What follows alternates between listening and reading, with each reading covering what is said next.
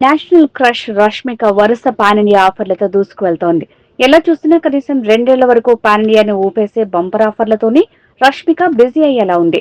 తన సినీ జర్నీని pan India success లతో కంటిన్యూ చేస్తోంది. రష్మిక మంతన మరోసారి విజయ్ దేవరకొండతో జోడీ కట్టేందుకు రెడీ అయింది.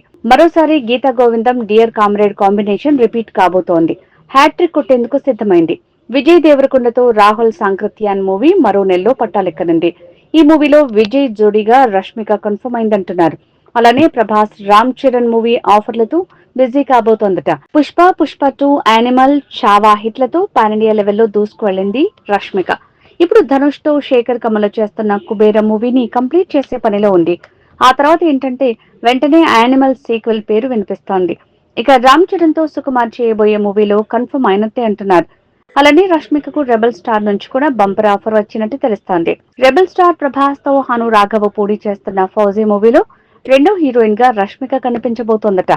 సీతారామం కి మొత్తం రిపీట్ అవుతుండటంతో ఇలా మరో పాన్ ఇండియా ప్రాజెక్టును కూడా పట్టేసి లక్కీ లేడీగా ఫోకస్ అవుతోంది. ఇలా పాన్ ఇండియా ప్రాజెక్టులకు తనే కేర్ ఆఫ్ అడ్రస్ అవుతోంది ఈ నేషనల్ క్రష్.